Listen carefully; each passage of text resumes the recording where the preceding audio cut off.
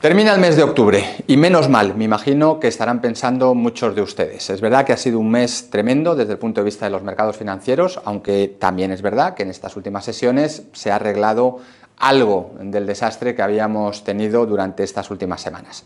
¿Qué detonó o cuál fue el primer detonante que provocó el cambio de sentimiento por parte de los inversores? Pues prácticamente lo mismo que sucedió en febrero, una subida de las tires de los bonos norteamericanos muy importante, con una ruptura clara del nivel del 3% que había sido o actuado de techo durante todo el ejercicio 2018. Eso, como digo, fue lo primero, alcanzando niveles del 3,25% para luego volver a corregir. Pero no fue ni muchísimo menos el único, o no ha sido ni muchísimo menos el único dato en el que se han fijado los inversores internacionales y, como digo, lo que ha provocado este cambio tan importante de sentimiento. Por un lado, la situación en Italia y la tensión entre el gobierno italiano y la Unión Europea con el presupuesto, las negociaciones sobre el Brexit y la falta de acuerdo, de momento, con el mismo, el nivel alcanzado por los precios del petróleo, por el precio del petróleo, la situación del euro con respecto al dólar, cierto fortalecimiento, y esto lo digo sobre todo por el impacto que puede tener en la economía europea.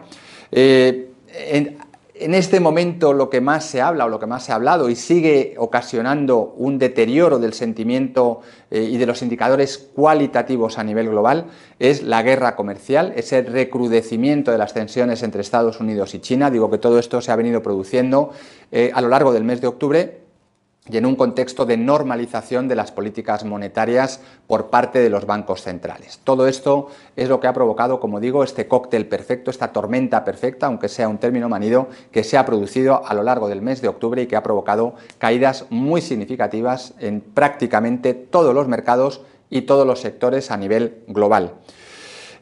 Tenemos que mirar hacia adelante, tenemos que fijarnos, como siempre decimos, en los aspectos fundamentales, y aquí el primero de ellos, lógicamente, es el entorno, el contexto macroeconómico. Venimos diciendo que se está produciendo una ralentización del crecimiento a nivel global a pesar de la aceleración del crecimiento de Estados Unidos. Esto se confirma a lo largo del mes de octubre y, si acaso, se agudiza ese sentimiento de que la economía a nivel global, y ya en concreto aquí en Europa, va peor de lo que se podía esperar. Por tanto, desde el punto de vista macroeconómico, seguimos creciendo, pero esa situación satisfactoria o positiva que anunciábamos a principio de año y que se ha venido manteniendo y confirmando con los datos, se va progresivamente deteriorando. Estamos todavía lejos de la recesión, pero es verdad que empieza a hablarse en determinados foros de la misma. El otro aspecto fundamental, los resultados empresariales. Aquí debemos ser positivos, estamos teniendo resultados muy positivos en el tercer trimestre, tanto en Estados Unidos como mejor de lo esperado en Europa. Si bien es verdad que en este segundo bloque los resultados son mejores de lo esperado, pero también hay mucha dispersión sectorial. Y también estamos viendo cómo los inversores están empezando, aunque el castigo se ha producido en prácticamente todos los sectores, está produciéndose un trasvase desde sectores cíclicos a sectores más defensivos.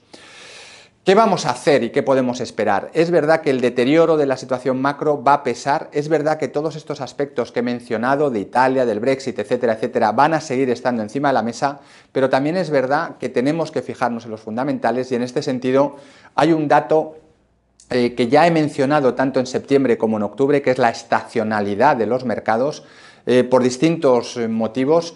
Decíamos que octubre era un mes malo, era un mes complicado, o podía serlo, había sido tradicionalmente. Ahora tenemos que decir que entramos en un periodo positivo, digo históricamente y estadísticamente, para los mercados. Vamos a agarrarnos a estos datos, vamos a agarrarnos a esta situación, vamos a agarrarnos a los datos microeconómicos, a los resultados empresariales, y vamos a esperar primero a las elecciones del midterm elections en Estados Unidos para el Congreso.